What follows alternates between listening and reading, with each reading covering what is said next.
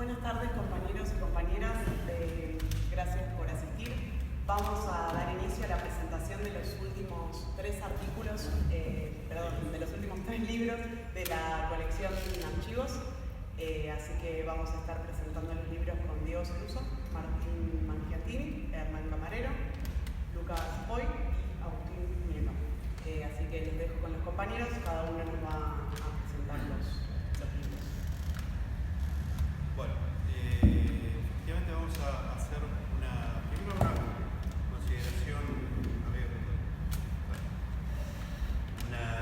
consideración, general sobre la colección. De algún modo presentamos estos tres últimos títulos, los libros de Martín, de Agustín y de Alejandro, pero de algún modo hacemos una presentación de la colección. No hicimos, la verdad, tantas presentaciones específicas de la colección, que de algún modo se fue imponiendo como otro producto, digamos, al mismo nivel, de la misma importancia que la revista Archivos. La colección surgió hacia el año 2013, se nos planteó la perspectiva, bueno, a partir de los primeros ya tres números de la revista veíamos la necesidad y la posibilidad de iniciar una colección de libros, de obras de largo empeño. Eran en general, así lo fueron hasta ahora, o casi todas, resultado de tesis de doctorado, es decir, obras unitarias, que marcaban en buena medida el perfil que habíamos inaugurado con la revista Archivos. Esto es un abordaje de la historia de la clase obrera, de los trabajadores y trabajadoras y de las izquierdas desde perspectivas múltiples, de la historia social, de la historia política, de la historia cultural, de la intelectual. Y bueno, yo creo que esa diversidad y esa búsqueda de la totalidad se expresa un poco en el catálogo, ¿no?, que fue configurando la colección. Hasta el momento, como habrán visto, son 9 títulos editados. El primero de los cuales fue el libro de Lucas Boy, Los orígenes de la clase obrera argentina, que tomaba un periodo fines del siglo XIX y hacía un abordaje de la constitución de la clase obrera en el país, en íntima relación con el desarrollo del Partido Socialista y del anarquismo. El segundo volumen fue la tesis de doctorado de Paula Varela, que tomó el periodo, digamos, cronológicamente opuesto, es un estudio sobre procesos recientes de la emergencia de un sindicalismo de base, antiburocrático, en Argentina en la década del 2000. Luego el tercer título fue el de Natalia Casola, su tesis sobre el Partido Comunista Argentino y la dictadura en los años 70. Luego el cuarto título fue el de Diego Ceruso, La izquierda en la fábrica, en donde ofrecía un relato de la presencia de las corrientes de izquierda en el mundo fabril, la producción manufacturera, el mundo fabril en el periodo de entreguerras. Luego el título de Laura Caruso,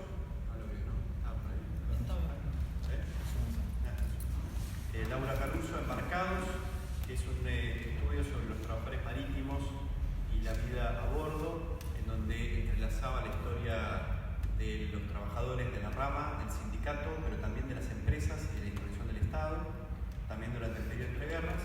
Y bueno, el número 6, el volumen 6, fue el de Carlos Herrera, sobre una historia del Partido Socialista, de una perspectiva más de historia política, durante el periodo peronista, que era una temática que había merecido escasa consideración. Bueno, esos fueron los primeros 6 volúmenes. El año pasado no habíamos llegado a editar y se nos produjo ahí una aglomeración de títulos. Este año salieron prácticamente 3 libros en conjunto, que son los que presentamos hoy. Bueno, el trabajo de Martín Mangiatini, que voy a hacer algunas consideraciones, la historia del trotskismo en los años 60 y 70, el trabajo de Alejandro Belke sobre el sindicalismo revolucionario, sobre los orígenes del sindicalismo revolucionario, producto de su tesis, y también producto de su tesis de Agustín Nieto, un trabajo con un título diferente que inicialmente habíamos pensado, pero muy interesante. Lo voy a mirar, siempre me lo olvido, entre anarquistas y peronistas, historias obreras a ras del suelo.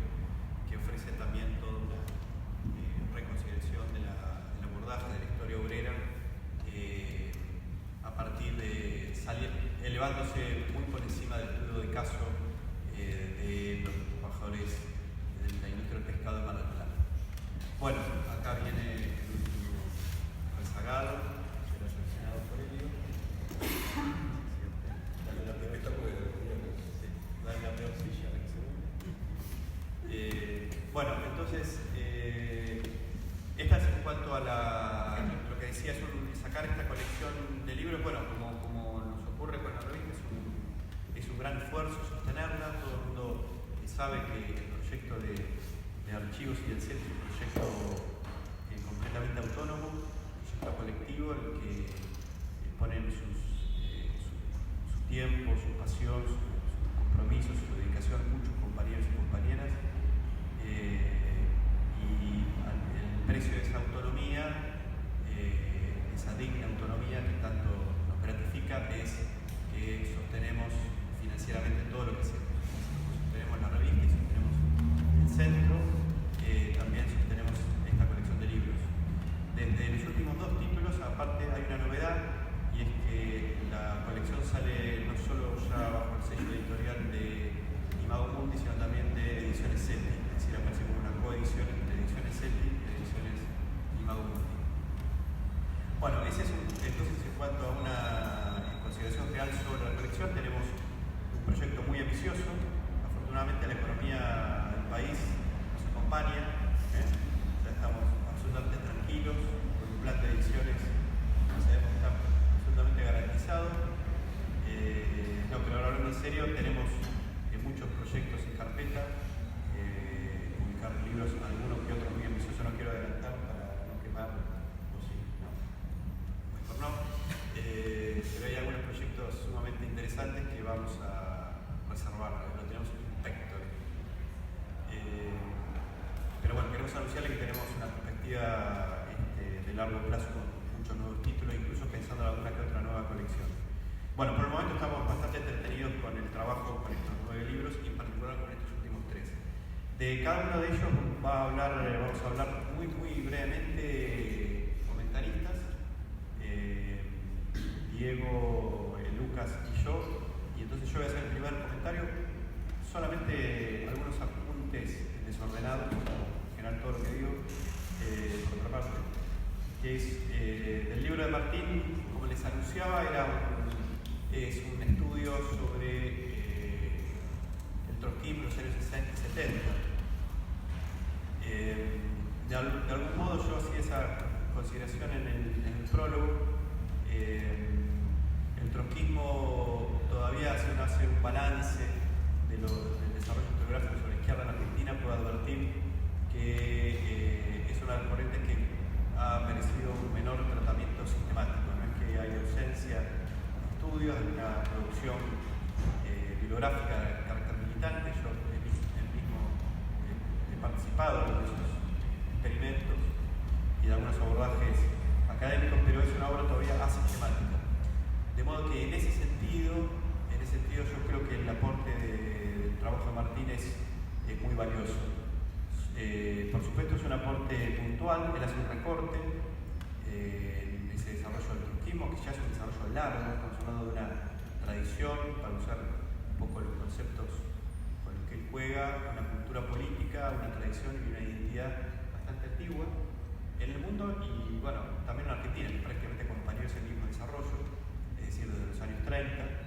Él hace un recorte, un doble recorte, primero temporal y luego respecto a las corrientes. Saben que el trotskismo ha sido ganado por la extrema fragmentación y diversidad. Él toma una de las corrientes, sin duda las más importantes, que es la corriente que se había iniciado en los años 40, dirigida por Nahuel Moreno, que tuvo distintos nombres en su desarrollo, y que en los años 60-70 se expresó en la formación del PRT, del Partido Revolucionario de los Trabajadores, que se funda en 1965, y bueno, que 3 años después sufre una ruptura con el sector de Santucho, que da vida al PRT combatiente, y esta corriente que toma el nombre de PRT La Verdad, que finalmente en el año 72 se estructura como PST, Partido Socialista de los Trabajadores, hasta el golpe del 76.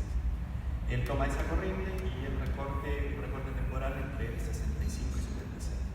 Un periodo, en un sentido corto, pero largo, ¿sabes? Es una década muy intensa. Yo creo que el libro hace un buen juego entre un buen contrapunto entre el estudio de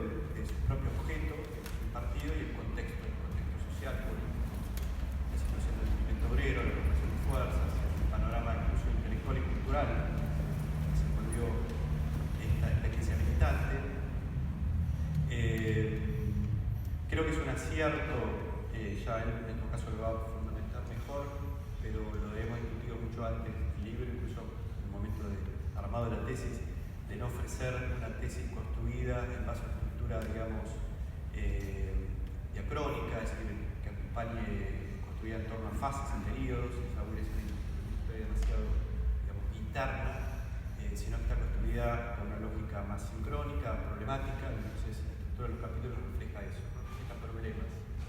Son capítulos dedicados inicialmente a las posiciones generales del partido, como lee la realidad, es una realidad muy dinámica, son 11 años donde pasa todo, desde la estabilidad, relativa estabilidad del gobierno, o inestabilidad más bien del gobierno radical, el golpe del 76, luego la represión del fenomaniato, el cordobazo que abre un nuevo ciclo histórico, todos los debates en torno a las características, la naturaleza de ese ascenso, y por supuesto los grandes debates sobre lucha armada. Y por último, toda la cuestión de la vuelta del peronismo, el regreso del peronismo al poder y el golpe del 76.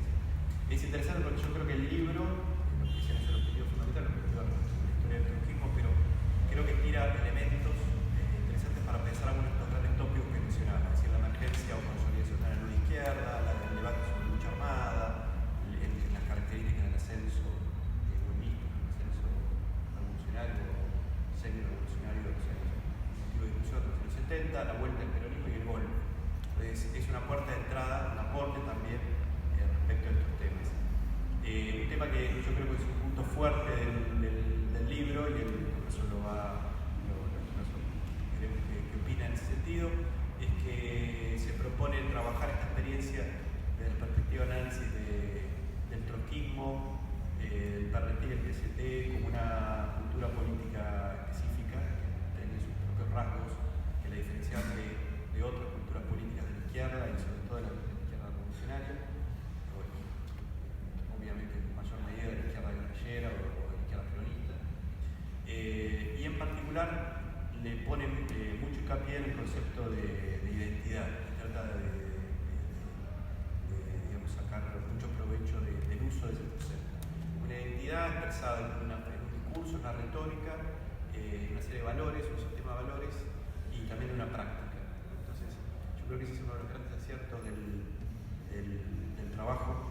Y además, si bien es un libro que está muy entroncado en analizar la relación entre el partido y la clase obrera, hay un capítulo entero dedicado a las formas de la proletarización, eso es casi una velocidad casi obsesiva, ¿no? Es decir, el partido en el mundo de la fábrica, el mundo legal, las relaciones internas, un ocultamiento de casi cada grupo, ¿no? Experiencia militante en el seno de la fábrica. Lo interesante es que abre el análisis a múltiples sujetos, no solamente lo limita a esta interés, sino también a las relaciones del partido con el movimiento estudiantil, con el movimiento juvenil, con el mundo de la intelectualidad y de la cultura, y sobre todo un elemento muy importante que distinguió a esta corriente, en particular en la etapa del PST, que es un vínculo con el feminismo, con un feminismo socialista y atendiendo a las disidencias sexuales, o sea, en el sentido una experiencia de vanguardia, sobre todo en lo que tiene que ver con la experiencia del vínculo con el FLH, el Frente de Liberación Homosexual. Así que bueno, a mí en lo particular estoy demasiado implicado con este libro, es un libro que me gustó mucho, me parece que significa un punto de avance en la historiografía sobre el trotskismo, sobre la izquierda. Disfruté mucho el proceso de elaboración, con lo que discutíamos, y luego yo creo que el mejor punto además, el momento que se transformó en libro, que ganó, bueno, sobre todo bajo de páginas, porque el compañero escribe de más, con todos los historiadores, claro, de modo que bueno, creo que el producto quedó muy depurado y es un punto de avance en una historiografía que tiene que seguir progresando mucho más. Todavía, y vuelvo a insistir que hay todavía otras facetas, otros capítulos de la historia del trotskismo que están prácticamente sin entender, no solo periodos, sino también corrientes, personalidades, intelectuales, es decir, es muy poco lo que por el momento que tú sigues, así que seguramente, dado el peso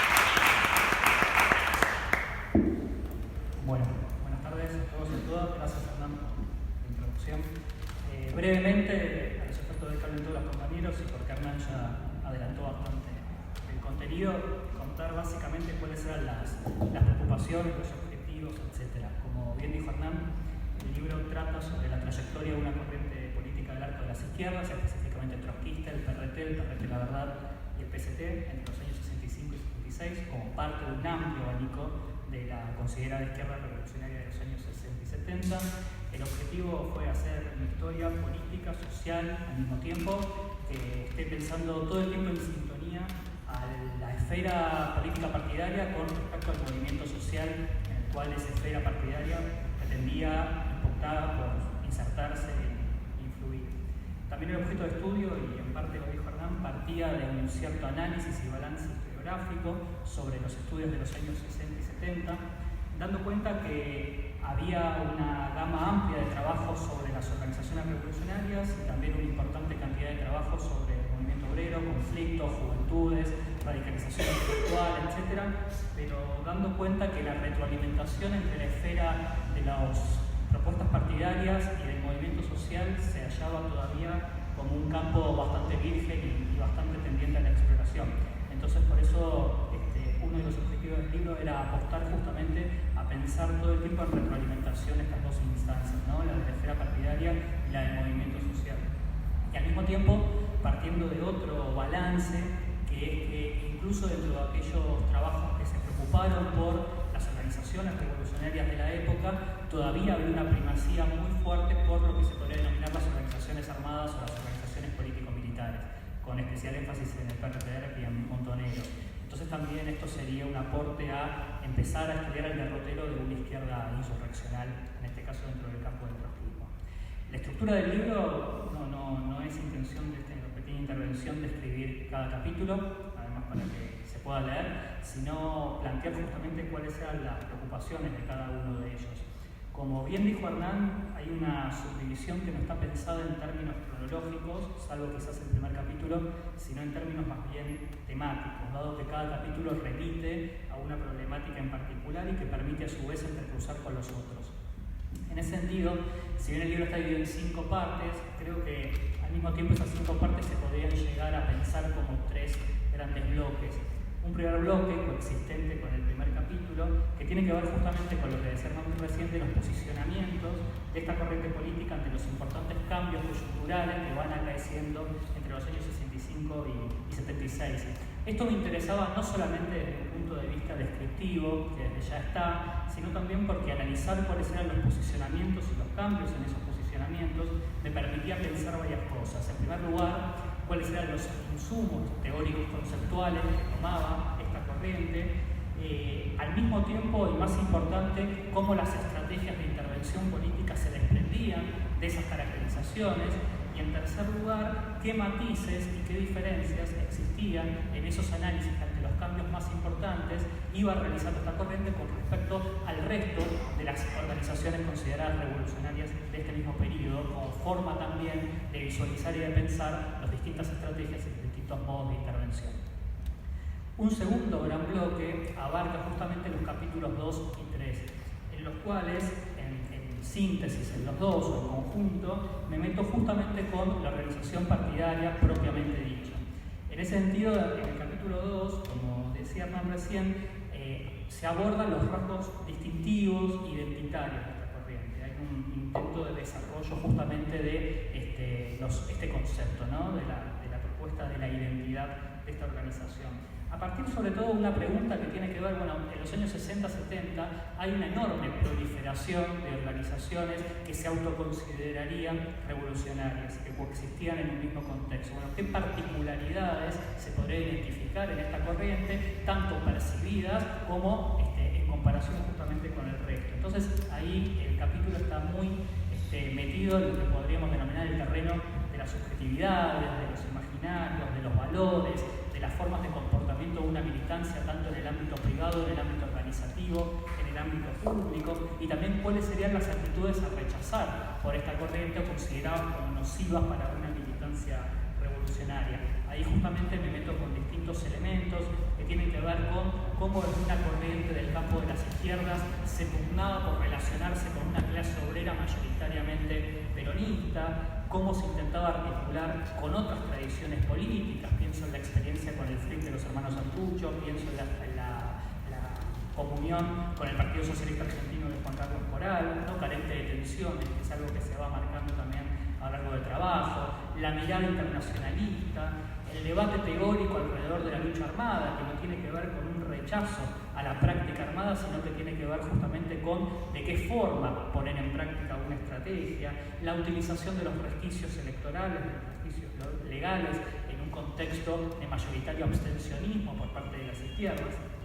Y en el capítulo 3 me meto quizás con un terreno más teórico, en diálogo con el capítulo anterior, relacionado con la herramienta organizativa, la construcción partidaria propiamente dicha, no solo desde los insumos teóricos alrededor de qué forma se construye una herramienta partidaria, sino también pensando a partir de documentación interna, de cartas entre distintos militantes, entre direcciones regionales, etc., cuáles eran las problemáticas, las tensiones más frecuentes, más inherentes a esa dinámica partidaria, el tema de los personalismos, las presiones de los cuadros medios, las tensiones entre dirección y entidades regionales, entre otras cuestiones, y sobre todo un elemento que me parecía muy importante, que es cómo esa construcción, esa herramienta organizativa, pugnaba adaptarse a los cambios coyunturales y las contradicciones que eso generaba. Entonces, como por ejemplo, de una herramienta prácticamente semiclandestina durante el Onganiato se pasa a una búsqueda por una legalidad, por una visualización como corriente política, con la apertura de locales, con la participación electoral, etc.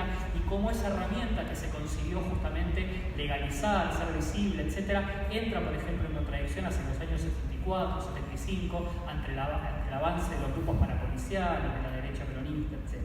Entonces, justamente es cómo pensar cómo esa dinámica partidaria tensionaba con los distintos cambios coyunturales que iban sucediendo.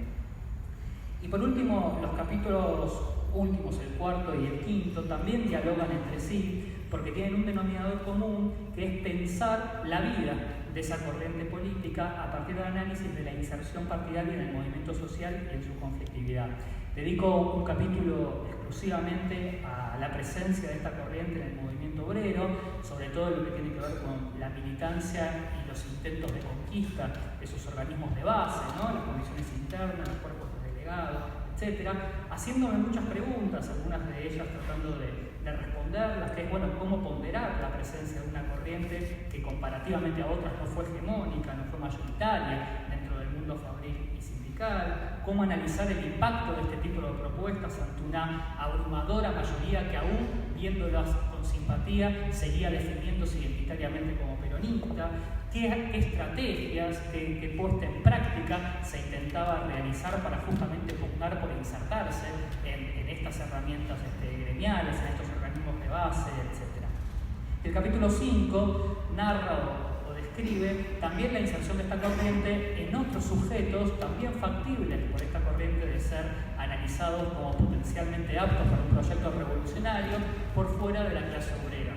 La juventud, en sus distintas esferas, universitaria, secundaria, barrial, inmigrante, el movimiento, como bien dijo Hernán, de liberación de la mujer, en sintonía con una relación con el Partido Socialista de los Trabajadores Norteamericano, adopta la corriente argentina, las disidencias sexuales, los intelectuales, entre otros. Para cerrar, yo me interesaba pensar dos cosas en voz alta, que quizás son subsidiarias, digamos, de las conclusiones del libro. La primera de ellas es que me interesa hacer una discusión en cuanto a las categorías, porque el campo de los años 60-70 se encontró muchas veces atravesado por un debate en torno a la aparición de una nueva izquierda en contraposición con una hipotética izquierda tradicional. Ahí yo entablo un debate bastante importante con lo que es esta mirada, partiendo de la base que aquellos estudios que han encontrado en la nueva izquierda, por ejemplo, la revalorización del uso de la violencia política o los intentos de congeniar el marxismo con el peronismo, y en la izquierda tradicional los modelos clásicos, ¿no?, de partido leninista o identificados con los conceptos etapistas o reformistas, propios o quizás identificados con el Partido Socialista o el Partido Comunista. Intento dar cuenta de que en corrientes como la descritas en este libro, esas categorías resultan quizás insuficientes. ¿Cómo analizar una corriente que, por ejemplo, mantiene un modelo organizativo partidario propio de la izquierda leninista, tradicional, de acuerdo a estos términos, ¿no?, paradigma bolchevique, centralismo democrático, etc., pero que al mismo tiempo, por ejemplo, rechazan la lógica de construir un partido militar, organizaciones político-militares, pero no desde una lógica pacifista o no desde una lógica del rechazo a la violencia, sino desde una lógica de la incorporación de las acciones armadas a las propias prácticas del movimiento de masas. O, por ejemplo, que toman parte del ideario de lo que sería la nueva izquierda a nivel internacional, el movimiento feminista, el movimiento de las disidencias sexuales, nuevas pautas culturales, etc. Un movimiento que, por ejemplo, sin pretender una fusión teórica del marxismo con el peronismo, pretendía constantemente interpelar a una clase obrera peronista, dando cuenta de que el debate alrededor de las distintas propuestas políticas de los años 60 y 70 es mucho más profundo. Y para cerrar, también me pregunto, en voz alta, si justamente después de, porque como bien dijo Hernán, el trotskismo no nace en los años 60, ya en los años 40 hay una presencia del trotskismo, pero también me pregunto si justamente no puede ser a partir de esta experiencia en los años 60-70 cuando empiece a tener este ideario una cierta visibilidad como propuesta en términos geográficos, en términos electorales, en términos mediáticos incluso, en términos editoriales, y entonces justamente que sea un insumo esta experiencia para entender el desarrollo y el derrotero posterior de esta ideología en las décadas posteriores.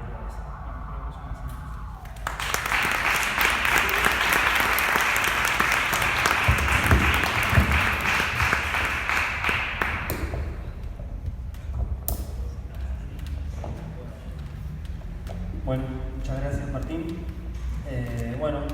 Ahora es el turno de presentar el octavo título de la colección. Hoy me toca presentar el libro de Agustín Nieto, Entre anarquistas y peronistas, historias obreras a ras del suelo. Como decía, es el octavo título de la colección. Siempre es complicado hablar de la colección que uno impulsa desde el Centro de Estudios, y en este caso en particular es hablar del libro de un amigo, ¿sí?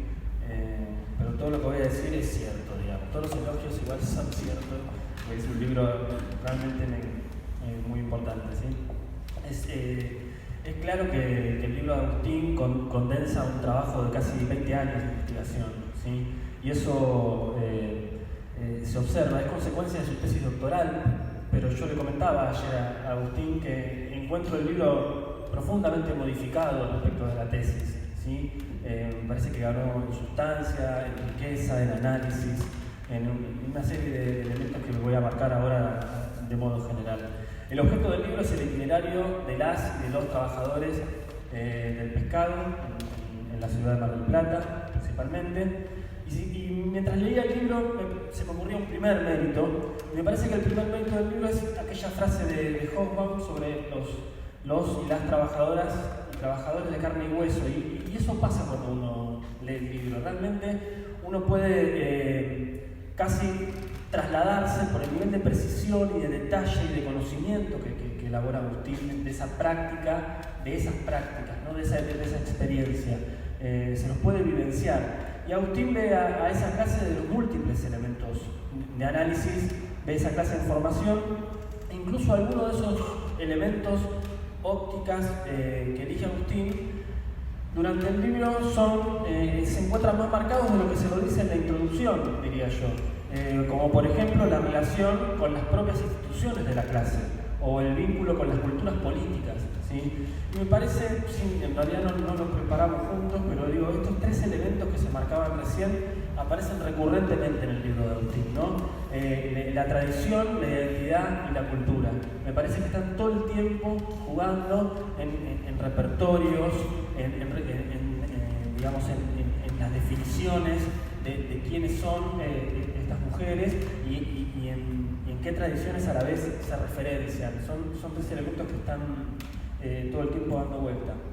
El libro parte del caso, pero me parece que tiene una intención de plantear cuestiones de largo alcance, ¿sí? Al menos hay dos que me interesa marcar, y en todo caso vos, Agustín, podés retomarlas. Uno, si se quiere, es metodológico, con el concepto de a ras del suelo que pretende, que le permite a Agustín hacer un análisis, si se quiere, más horizontal, ¿sí?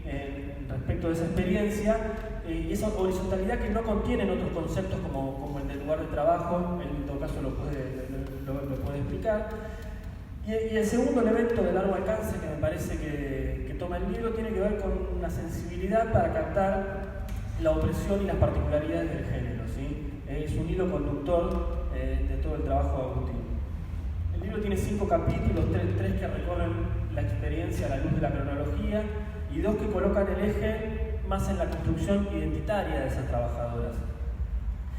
A lo largo de esas páginas el sujeto es interpelado desde muchísimos lugares.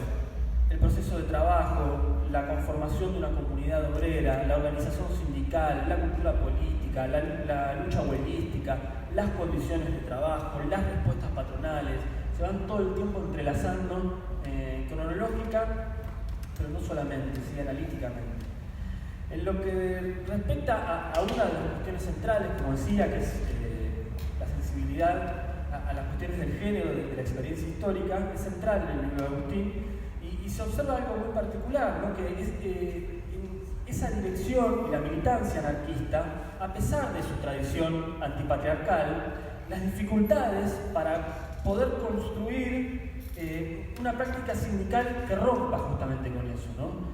El modo en que se reproduce, por ejemplo, la idea del varón proveedor o la idea de las mujeres en un rol secundario en la dirección, menos en la fábrica, marcás vos. En la dirección esa desigualdad se produce más que en la fábrica, pero la imagen del sexo débil es recurrente, incluso en la tradición anarquista de esas trabajadoras y de esos trabajadores. Aunque hay elementos contradictorios, es muy puntual porque el libro probablemente no haya sido leído aún, pero me interesaba mucho esa figura contradictoria de Dolores Camacho, ¿sí? Que es justamente lo contrario a eso que estoy diciendo. Por ahí lo podés retomar algo.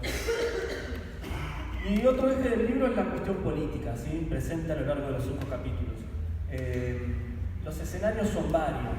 Esa política está en la calle, está en la fábrica, está en los tribunales judiciales, y allí emergen tensiones, permanentemente emergen tensiones. Y las tensiones son entre anarquismo y peronismo, entre bases y dirigencias, entre el gobierno y el sindicato, son permanentes y hacen, además de rica, entretenida la lectura del libro. Quizá un comentario para abrir, si hay tiempo, no creo, una suerte de interpelación al libro, sobre todo en el momento del capítulo 3, que se toma el periodo 45-55, en donde se hace mención a una democratización que señala Agustín, y a mi entender esa democratización convive, y en la explicación tiene menor peso, convive con una muy fuerte regimentación, con elementos de regimentación muy fuerte, como por ejemplo las intervenciones de la CGT. ¿Sí? Me parece que está señalado ese elemento de regimentación, pero que tiene menor peso a la hora de la redacción.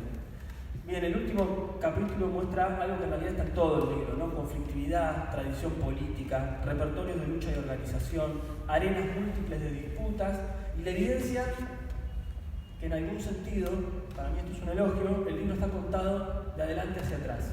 ¿Sí? Desde la experiencia del SOIP en el 2000, parte de la inquietud, si se quiere, de Agustín. Agustín lo cuenta de modo muy entretenido en el final, y desde allí él arma toda una genealogía, ¿sí? que es realmente muy interesante. En definitiva, y para cerrar, y para después se pueden abrir preguntas y que los compañeros tengan intervención, el libro de Agustín, a mi entender, constituye un importante aporte, y ese aporte es un aporte de registro de las cosas que se narran, pero también es un aporte de interpretación, y también es un aporte metodológico, ¿no? En donde la historia social y la historia política se entrelazan para contarles la historia de esas trabajadoras del sector de la pesca de Maroto.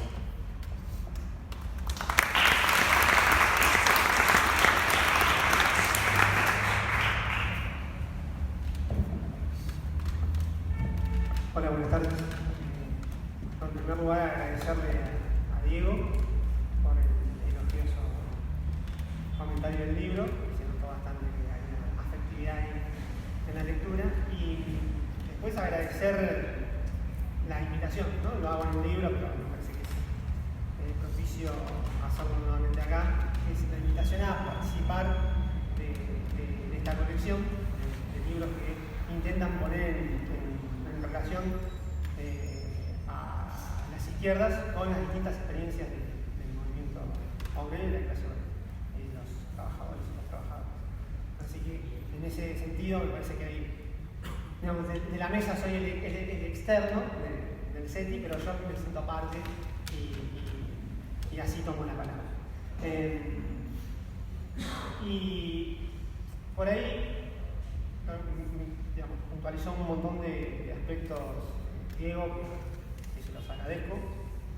Y no me interesa en este lugar, para mí es un lugar de festejo, estoy feliz por estar el libro, entonces me parece que no tengo que ponerme a decir cómo se tiene que interpretar el libro, que corre, que cada una lo lea y haga con él, si tiene ganas de leerlo, lo que quiera. Sí, por ahí lo que me interesaba puntualizar era cuál fue mi búsqueda y que tiene que ver por ahí con el cierre que hizo Diego, que también está en el libro.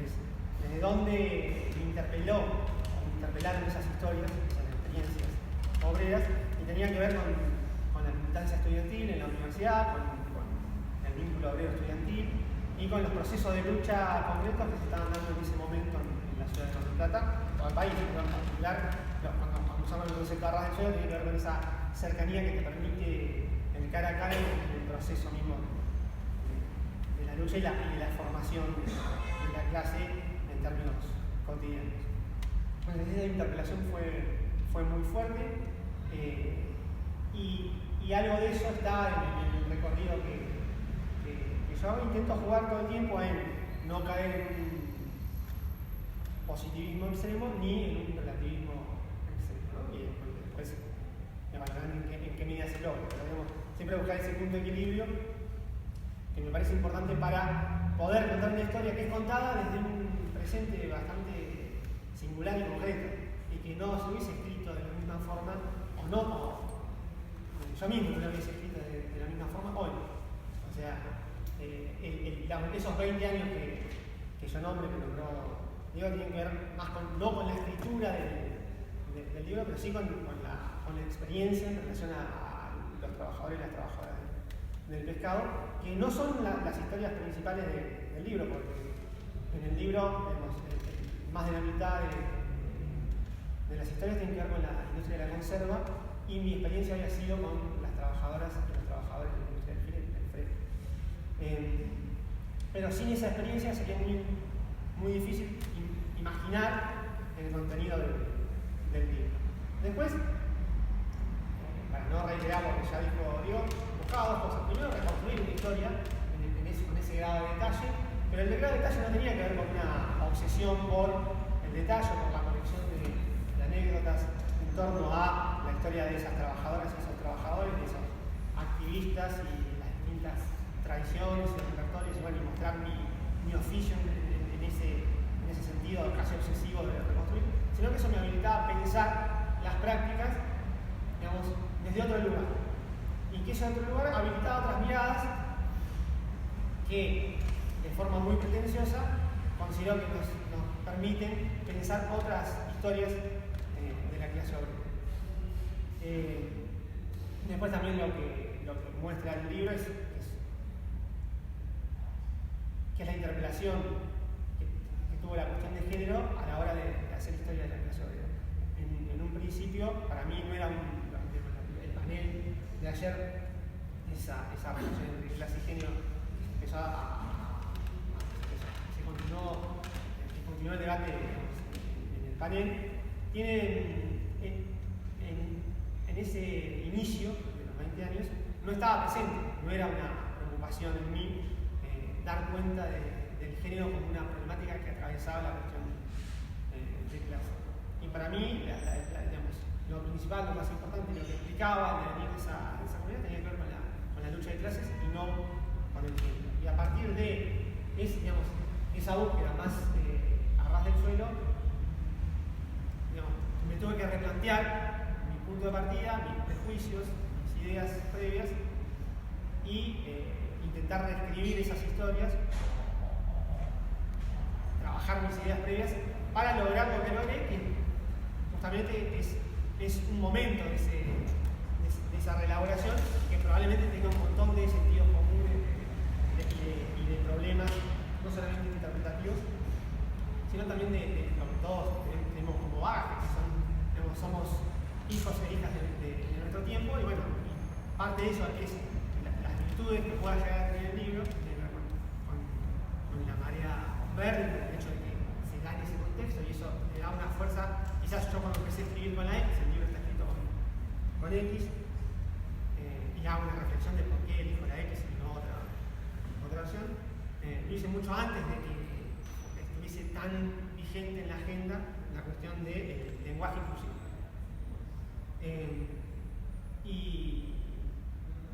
Y hoy quizás no lo tengo que justificar tanto, ¿no? Pero en ese momento había que justificarlo mucho.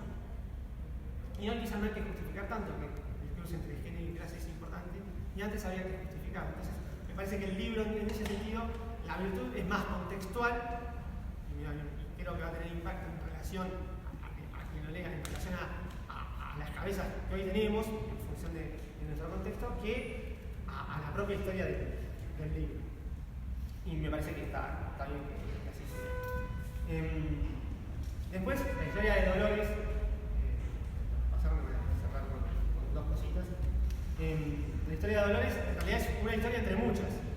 Dolores Camaño en realidad se hacía llamar Dolores Ferrer, era la esposa de Ferrer y era la viuda de Ferrer. Yo violenté esa identidad porque ella ponía esa identidad y forcé su nombre, el apellido, descubrí que era Camaño.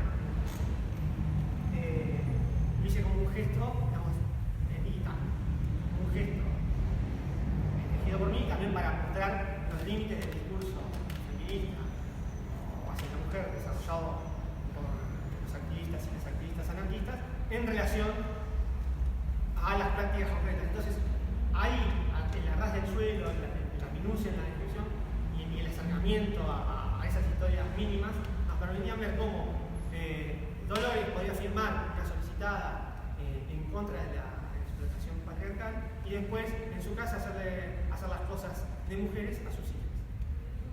Y así lo recuerda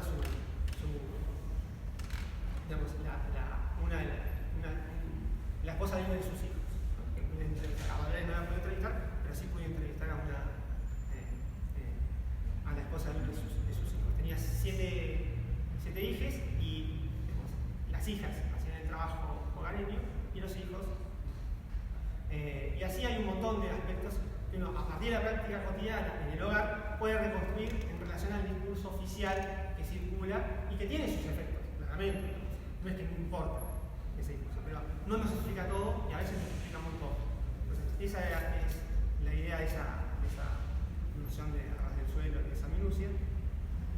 Después, lo de, digamos, la gentileza de Diego de tirar un tema para debatir, me parece que ahí estoy totalmente de acuerdo. Yo elijo mostrar eso porque me parece que es justamente en un contexto que es muy difícil leer cuando uno está desarrollando interpretaciones, es muy difícil leer esa apuesta interpretativa en un contexto que no es de confrontación, que no es de desacuerdo. Hay un desacuerdo con la lectura hegemónica, por lo menos hasta hace unos años, en relación a lo que representaba la CGT, lo que representaba el Partido Peronista, lo que representaba el Estado peronista, el gobierno peronista, y esa idea de verticalidad absoluta e infalible que tenía. Entonces, esa idea, y también una idea de democracia vinculada a la transición, que justo Lucas lo planteó en su mesa, la idea de la transición de volver un valor incuestionable, como procedimiento, la democracia como procedimiento.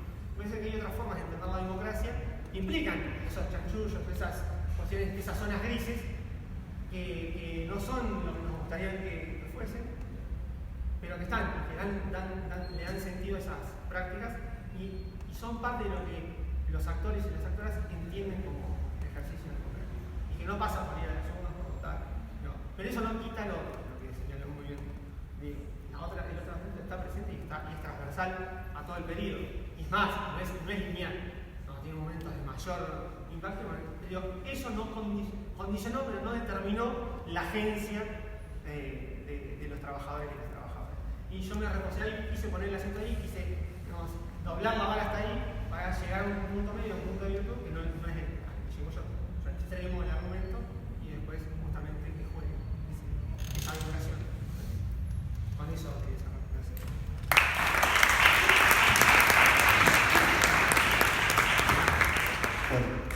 buenas tardes.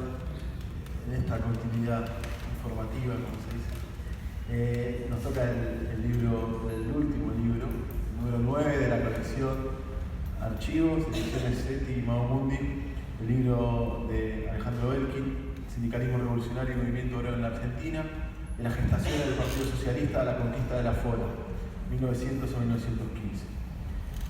Bueno, voy a empezar con una patada en el pecho. Porque dice, para mí es un texto fundamental para entender la historia argentina contemporánea. Lo digo otra vez, para mí es un texto fundamental para entender la historia argentina contemporánea. Lo digo desde ninguna fe, para que no se entienda mal, que dijo, no hablo del afecto, es mal, lo odio. No, lo digo del afecto también, pero esto tiene que ver con el afecto. Lo voy a tratar de argumentar. Lo digo en serio, esto que dije.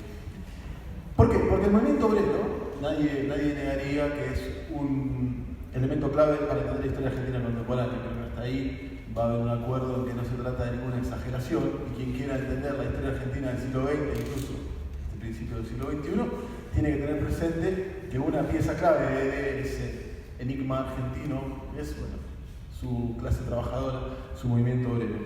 Y al mismo tiempo, creo que también es muy fácil de argumentar que ese movimiento obrero es difícil de entender o incomprensible directamente sin caracterizar a la corriente sindicalista revolucionaria. Es decir, el movimiento obrero es clave para la historia argentina y el sindicalismo revolucionario es clave para entender el movimiento obrero. Esto no es una novedad del libro de Alejandro, es decir, esto se ha dicho previamente. Hugo del Campo ha escrito al respecto, hay escritos sobre cómo es importante entender al sindicalismo revolucionario para comprender al peronismo, y estaríamos todos de acuerdo en que hay que entender al peronismo para entender a la Argentina contemporánea. Es decir, que uno genéticamente empieza a llegar a la conclusión de que para comprender ciertas tradiciones muy, muy profundas de la clase trabajadora argentina y sobre todo de su movimiento sindical, hay que ir a sus orígenes, y en sus orígenes hay una corriente que es la corriente sindicalista revolucionaria. Y esta corriente, este peso histórico fundamental, decisivo, está absolutamente descompensado, y esta palabra es del libro de Alejandro, la idea de una descompensación con su peso historiográfico. Es decir, es una corriente medular, clave para entender tendencias profundas del movimiento obrero argentino, y sin embargo, en términos de su peso en la historiografía, si uno mira la biblioteca existente, el sindicalismo revolucionario ocupa un espacio reducido, no inexistente, pero ocupa un espacio reducido, totalmente desproporcionada con su importancia y su tradición. El libro de Alejandro, por eso digo que es un libro clave para entender la Argentina contemporánea y su movimiento obrero, aporta muchísimo a ese espacio. Por supuesto, no completa, porque un libro solo no podría hacerlo, un espacio que necesita muchísimo más. En parte también por temas cronológicos. Es decir, el libro de Alejandro llega hasta 1915 y queda muchísimo para hacer, y va a ser también un aporte decisivo quien contribuya a continuar la historia del sindicalismo revolucionario. Suponemos que también lo va a hacer el propio Alejandro. Así que ya podés empezar. Y además es cierto, está el libro de Cristian que ya va a hacer un aporte pronto. Cristian aquí. El texto además, el texto de Alejandro, el libro de Alejandro es un libro muy claro en su escritura, yo quiero reivindicar eso. Es un libro académico sin duda, pues es un libro que fue producto de la tesis de doctorado, pero me animo a anticipar, el libro acaba de salir, que es un libro que le va a resultar atractivo a cualquier activista sindical, y político, me animaría a decir, lo cual es un mérito, al menos para mí es un mérito. Es un libro que cualquier persona activa en el mundo sindical, en el mundo político, va a seguir con entusiasmo y con ganas, porque es un libro que reconstruye dinámicas políticas de lucha y de debate y de organización, y reconstruye la historia viva de un movimiento sindical y de una clase organizándose y luchando. Es un libro que hace un uso exhaustivo hasta el agotamiento de las fuentes. Digo el agotamiento, por ejemplo, mío, porque a veces hablo con Alejandro y a veces yo lo agoto a él, pero digo, es al agotamiento de decir, Alejandro, basta, ya está. Bueno, acá. Es un uso minucioso que, bueno, es propio de la persona que lee el libro se beneficia, únicamente, porque no sufrió la parte previa. Es un libro que agota el uso de las fuentes. Los que conocemos las fuentes de esa época sabemos que son fuentes extensas, son fuentes complejas y que tienen muchos claroscuros y dificultades. Y el libro de Alejandro lo que hace, se lo comentaba el otro día creo que a Diego, es que une los puntos que conocíamos que existían, es decir, quienes conocíamos la historia o parte de la historia del sindicalismo revolucionario del movimiento obrero de la época, conocíamos puntos, es decir, congresos, momentos críticos, intentos, congresos fracasados, publicaciones, y había puntos oscuros, muchos puntos oscuros en esa historia. Y el libro lo que hace es unir con puntos, lo que antes eran puntos ahora es un camino, un derrotero, y explica cosas que no se entendían. Insisto, les transmito esto, explica cosas que no se entendían, cosas que parecían difíciles de caracterizar. Voy cerrando. El libro tiene este peso, esta importancia, porque logra enlazar, a mi juicio, satisfactoriamente un análisis intelectual, ideológico de la corriente sindicalista revolucionaria con corrientes presentes en lo profundo de la clase trabajadora. Es decir, logra explicar a una corriente que enlaza, se vincula con dos grandes tendencias que él llama una tendencia obrerista, que es imposible entender a la clase trabajadora argentina y de otros países sin prestar atención a eso, y de cierto recelo hacia la política. Sobre esos dos pilares Alejandro monta una explicación. Hay una tendencia obrerista, hay una tendencia de recelo o de reticencia a la política, y el secreto, la clave del éxito del sindicalismo revolucionario, que como ustedes saben llega a dirigir el movimiento obrero en el periodo de entrega de México. Y durante la Primera Guerra Mundial y antes también, como muestra Alejandro, es que logra darle un armazón, esta es la palabra que usa Alejandro, un esqueleto, ¿sí? Logra montarse sobre esas tendencias. Esa tendencia al recelo ante la política, esa tendencia obrerista, y el sindicalismo revolucionario le da un esqueleto. Y al mismo tiempo lo profundiza. Se monta en eso y al mismo tiempo lo canaliza, lo profundiza y le da cierta forma. Una forma, insisto, que marca, deja un sello a la clase trabajadora argentina durante periodos muy extensos. Hasta mañana se puede advertir en la actualidad, obviamente mediatizada por muchas otras capas y muchas otras influencias. Pone en cuestión la historia del anarquismo, la deja picando, porque Alejandro dice, para estudiar el anarquismo falta estudiar a la otra beta del anarquismo, la menos estudiada, la de los que quieren fusionarse con los sindicalistas. Los fusionistas, los más obreristas dentro de la fora.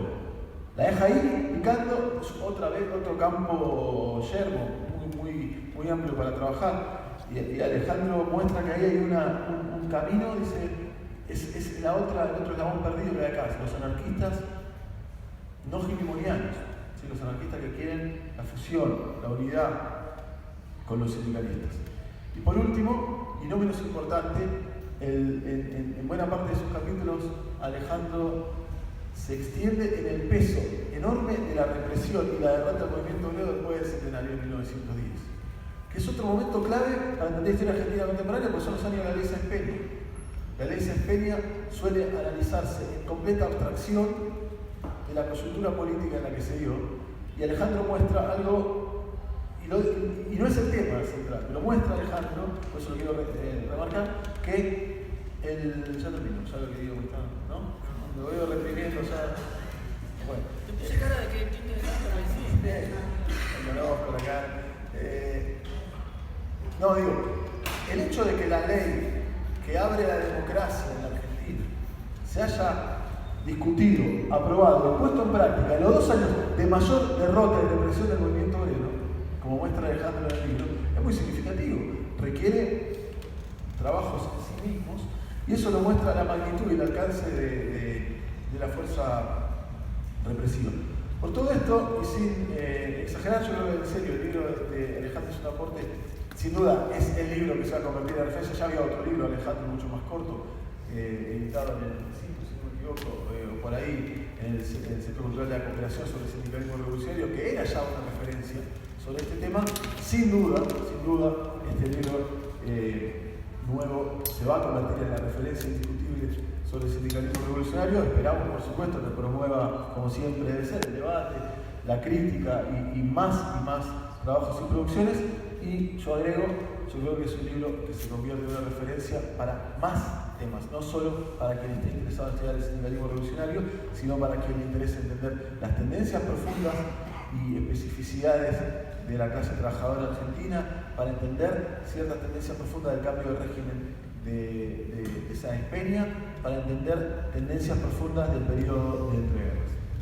Bueno, nada más.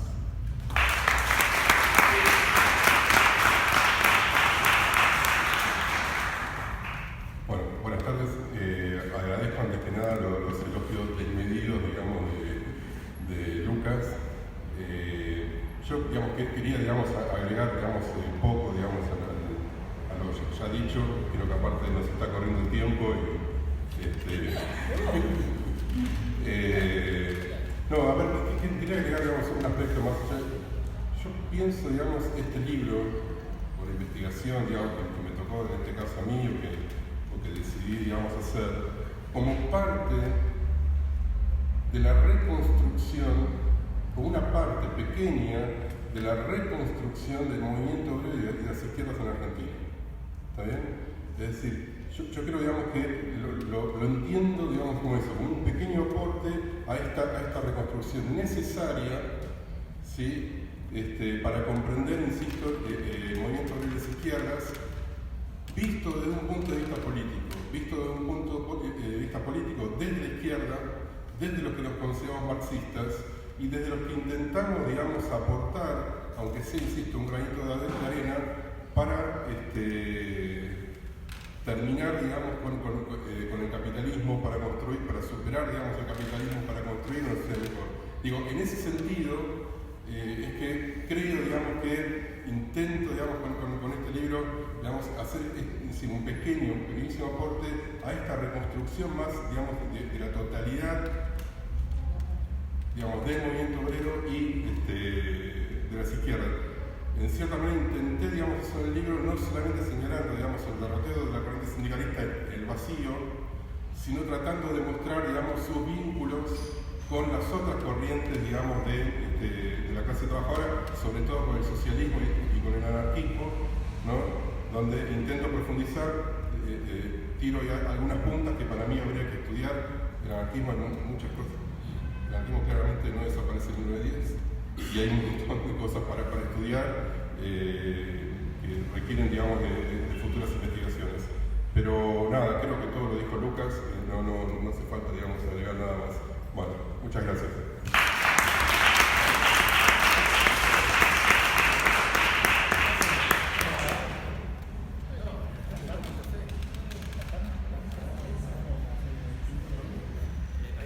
Hay un debate, una asamblea. Alguien que se ponga a cantar. Bueno, no. Tira un beso. Si quieres, empiezo a tirar. Ahora vamos a la segunda presentación, empezamos a hablar mal de hoy. La segunda tanda. La segunda ronda.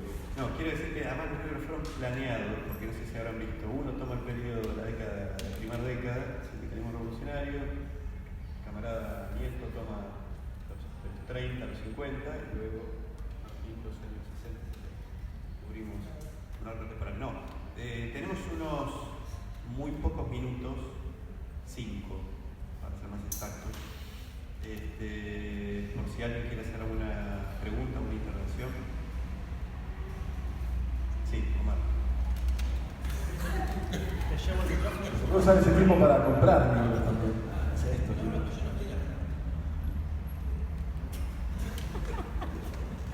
Ya escribió un prólogo para... La desmotivación. Bueno, no, alguien tiene una...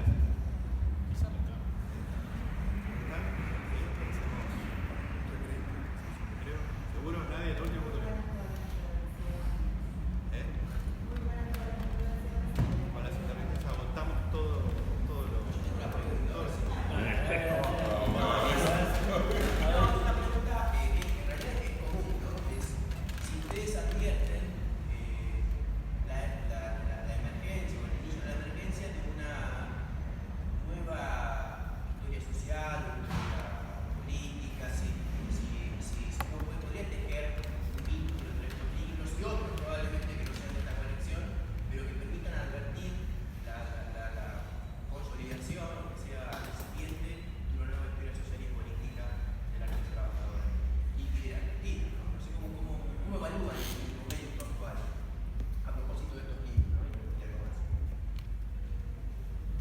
Yo digo una cosa y después paso la...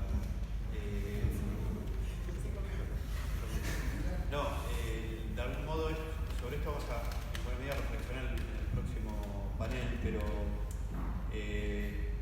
los tres libros, como acá se mencionaba, muestran diversidad de objetos, realmente, y matices en los enfoques. Pero yo creo que hay un par de elementos que al menos se van entendiendo como insumos para lo que debería ser. Si lo que vos formulás como diagnóstico, más bien yo lo postulo como perspectiva. Yo creo que hay que dar curso a una nueva historia integral de trabajadores y trabajadoras y las izquierdas. Y algo de eso se anticipa en los libros de conjunto, una historia pensada a partir de fuerte vínculo entre la historia social y la historia política. Yo creo que ahí hay un tema que está fuertemente planteado en los textos los tres textos, Martín, Agustín, Alejandro, pero también en los anteriores. Yo creo que hay una fuerte sensibilidad, una sensibilidad creciente sobre la necesidad de incorporar de manera decisiva, radical, una perspectiva de género. En ese sentido, de estos tres libros es de Agustín el que más avanzó en esta dirección.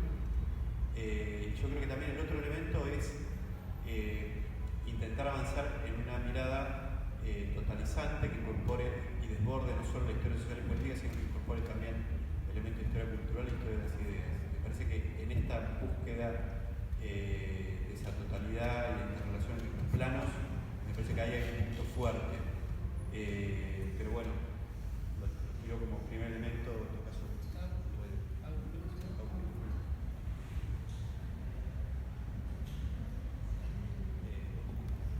No nos deja camarero decir nada. Yo, a la pregunta de Juan, yo respondería sí. O sea, tu pregunta yo diría sí. Pero, personalmente pienso que la cercanía con el... me complica por momentos, o sea, hago el esfuerzo de tomar la distancia para analizarlo, pero no veo que sea tan sencillo. O sea, yo creo que hay ya una masa crítica de producciones en los últimos años, 10, 15, más 10 quizá. Y al mismo tiempo creo que hay cosas que requieren cierta distancia analítica, que a veces no es tan sencillo. Y siendo un poco más crítico, creo que falta debate, falta discusión. ¿Sí? Yo no sé si hay tanto intercambio de planteos.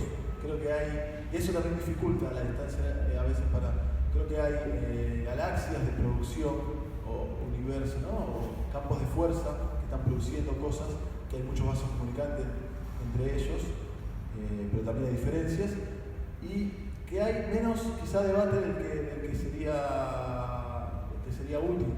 O sea, debate por escrito, pero si no chicano, sino posicionamientos críticos que a veces son útiles para delimitar mejor y hacer avanzar. Creo que hay cierto exceso y no hablo de presentación del libro, obviamente no es el ámbito, hablo sí de revistas, de críticas de libros y demás. Hay cierto exceso a veces de compromiso, de corrección política mal entendida, de decir, bueno, qué libro, qué aporte interesante, en ponencias, ¿no? o en críticas, y me parece que ahí puede haber un salto, si avanzamos más en críticas honestas, de buena fe, de buenos términos, pero críticas a los contenidos que ayuden a delimitar un poco más campos que existen, hay campos más vinculados a la historia intelectual, campos más vinculados a la historia del movimiento obrero, campos vinculados a la historia del género, vasos comunicantes entre ellos. Sería también ingenuo pensar que no hay diferencia. Y creo que para que se consoliden, como ha pasado en todas las generaciones, ayuda a los debates. Las polémicas ayudan a darle cuerpo a las generaciones intelectuales, me parece. Y creo que ahí estamos un poquito más flojos que otras generaciones que nos precedieron, a veces pienso.